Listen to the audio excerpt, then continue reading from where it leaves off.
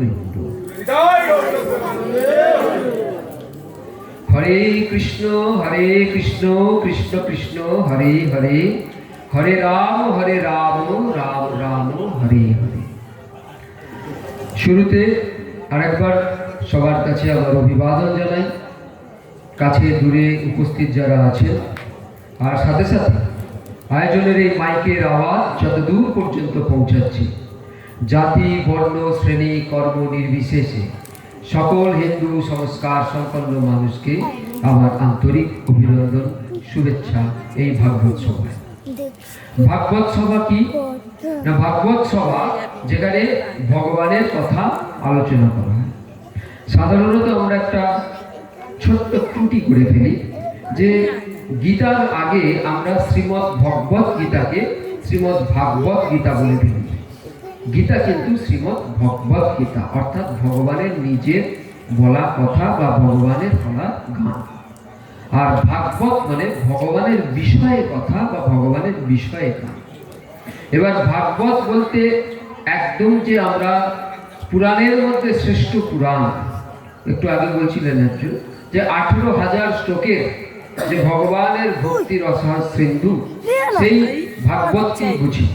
কিন্তু এর বাইরে ভাগবত বলতে ভগবানের বিষয়ে যে কোনো কথাই ভাগবত কথা, ভগবানের আলোচনার যে কোনো সভাই ভাগবত সভা হতে পারে। কারণ আমাদের জীবনের পরম এবং প্রধান লক্ষ্য হচ্ছে ভগবান, তাকে পাওয়া। এই পেতে গেলে আমাদের সবসময় ভগবানের সঙ্গে যুক্ত থাকতে হবে। আর ভগবানের সঙ্গে যুক্ত থাকতে গেলে আমাকে এই প্রকৃতি মায়া জগৎ থেকে বিযুক্ত হতে হবে। খুব কঠিন কাজ। সনাতন ধর্মে অনেক রকম নিয়ম কানুন অনেকে বলেন, বিধি এবং নিষেধ দুটি কথা আমরা জানি। সনাতন ধর্মের বিধি কি? সব সময় ভগবান চিন্তা করো, ভগবান স্মরণ করো। আর সনাতন ধর্মের নিষেধ কি? কোনো সময় ভগবানকে ভুলে যেও না, ভগবান বিস্মরণ করো না। দুটো কি আলাদা কথা? নিশ্চয়ই না, দুটো একটাই কথা। বিধি আর নিষেধ, ভগবান স্মরণ।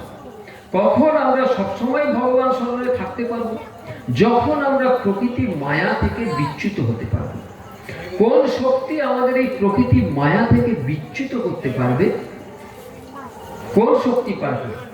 সেই শক্তির নাম শিব শক্তি। আজ শিব চতুর্দশী, আমরা সবাই মহাদেব শ্রীদেব আরাধনায় ব্যস্ত আছি। তা আজকের এই পূর্ণ দিনে আমাদের এইটা বুঝতে হবে যে শিবের কাছেই সেই শক্তি সম্পূর্ণ মাত্রায় আছে, যে শক্তির জোরে তিনি সবসময় ভগবানকে স্মরণ করতে পারেন, ভগবানের নাম করতে পারেন। এবং তার সুফলে গতকাল আমি বলেছিলাম যে রাম নামের কি সুফল, যে বিষ তার গলায় রয়ে গেল কিন্তু গলা থেকে আর নিচে নামতে পারল না, এবং এখনো পর্যন্ত পারেনি, কোনোদিনও পারবে না। তার কারণ তার ভেতর থেকে সবসময় রাম নাম বের হচ্ছে।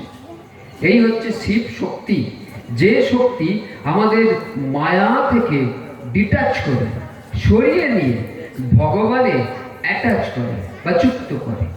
এই শিব শক্তি আজকের শিবরাত্রিতে আমরা যারা ব্রত করছি, সাধারণ কল্পিত প্রচলিত কথায় শিবের মতো বর পাওয়ার জন্য ব্রত হচ্ছে, তা নয়। শিবের মতো বর নয়, শিবের শক্তি পাওয়ার জন্য আমরা ব্রত করছি।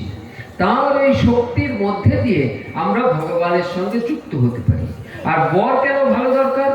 বর এই জন্য ভালো দরকার যে ধরুন কোনো রাস্তায় আপনি চলছেন, পথে চলতে গিয়ে আপনার যে উদ্দেশ্যে পথ চলা, আপনার কেউ সঙ্গী নেই, তাহলে পথ চলায় আপনার ঘাটতি হবে, আপনার দুর্বলতা আসতে পারে, আপনার মন খারাপ হতে পারে। ইংরেজিতে আজকাল সবাই কথায় কথায় বলে বোরিং ফিল করছি। আপনি একা একা ওই পথে চলতে গিয়ে বোরিং ফিল করতে পারেন। কিন্তু আপনার সঙ্গে যে আছে, সেও যদি আপনার মতাদর্শ বা আপনার সঙ্গে, আপনার মনের সঙ্গে খাপ খেয়ে যায়, তিনিও যদি ওই পথে চলবেন এবং ওই পথের নির্দিষ্ট লক্ষ্যকে উনিও যদি টার্গেট করেন, তাহলে আপনার কি লাভ? যে আপনার পথ চলায় একজন ভালো সঙ্গী হলো, যে সঙ্গী থাকার ফলে আপনি বোর ফিল করবেন না, আপনি বিরক্ত হবেন না, ক্লান্ত হবেন না। তাহলে শিবের মতো বর কেন পাওয়ার প্রয়োজন?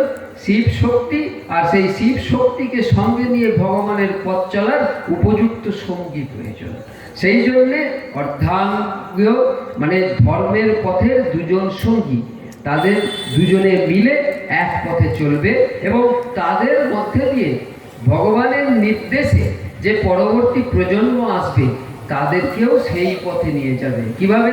সেটাও কালকে বলেছি যে বাবা মার কি কাজ না, ছেলে যেমন জন্মের পরে না জেনে কাঁদতে শেখে, কেঁদে সব কিছু আদায় করতে শেখে, বাবা মায়ের কাজ হচ্ছে ছেলেকে সেইটা বুঝিয়ে দেওয়া যে বড় হওয়ার পরে কেঁদে সব আদায় হবে না, কিন্তু কার কাছে কেঁদে আদায় হবে? আসল বাবার কাছে। তাই বাবা মায়ের কাজ হচ্ছে বাচ্চাটা যখন না জেনে অজ্ঞের মতো কাঁদে, বড় হওয়ার পরে যেন জেনে জ্ঞানীর মতো কাঁদে।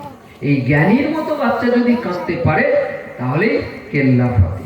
আজকে এই শিবের আরাধনার দিনে শিব শক্তির যে রহস্য আমরা আলোচনা করলাম, সেই রহস্যের একটা ছোট্ট মন্ত্র আমাদের প্রত্যেকের জানা কম বেশি, কিন্তু সেই মন্ত্রটা উচ্চারণ করে আমরা সবার মধ্যে সেই শিব শক্তির একটু জাগরণ ঘটাতে চাই। আসুন, যদি সম্ভব হয় আমার সঙ্গে বলুন, ওম ত্রয়ম্বকম যজামহে সুগন্ধিম পুষ্টিবর্ধনম উর্বারুকমিব বন্দনাৎ মৃত্যুর্মুক্ষীয়মায়ামৃতা।